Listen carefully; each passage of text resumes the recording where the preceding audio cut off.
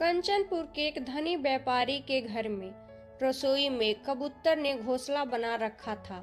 किसी दिन एक लालची कौवा जो है वो उधर से आ निकला। वहां मछली को देखकर उसके मुंह में पानी आ गया। तब उसके मन में विचार आया कि मुझे इस रसोई घर में घुसना चाहिए, लेकिन कैसे घुसूं ये सोचकर वो परेशान था। तभी उसकी नजर वो कबूतरों के घोंसले पर पड़ी।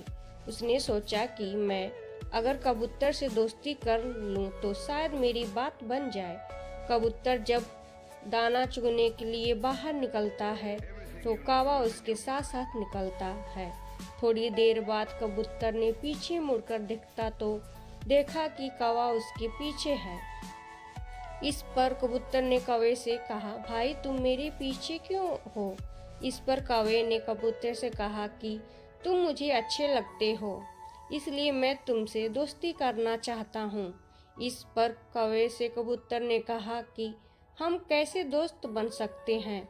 हमारा और तुम्हारा भोजन भी तो अलग अलग है।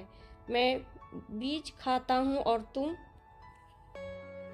कीड़े। इस पर कौवे ने चापलूसी दिखाते हुए कहा, कौन सी बड़ी बात है, मेरे पास घर नहीं है, इसलिए हम साथ साथ तो रह ही सकते हैं, है ना? और साथ ही भोजन खोजने आया करेंगे, तुम अपना और मैं अपना। इस पर घर के मालिक ने देखा कि कबूतर के साथ एक कौवा भी है, तो उसने सोचा कि चलो कबूतर का मित्र होगा, इसलिए उसने उस बारे में अधिक नहीं सोचा।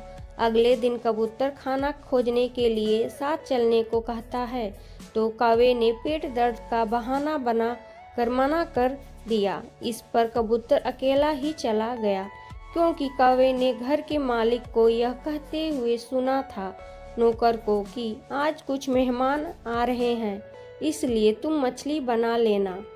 उधर कौवा नौकर के रसोई से बाहर निकलने का इंतजार ही कर रहा था कि उसके जाते ही कौवे ने थाली और झपट्टा और मछली उठाकर आराम से खाने लगा।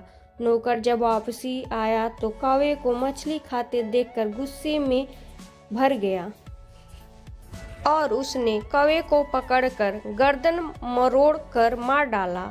जब शाम में कबूतर वापसी आया तो उसने कौवे की हालत देखी तो सारी बात समझ गया। इसलिए कहा गया है, दृष्टि प्रकृति के प्राणी को उसके किए की सजा अवश्य मिलती है। तो दोस्तों, कैसी लगी ये कहानी? अगर कहानी पसंद आई है तो मेरे चैनल को सब्सक्राइब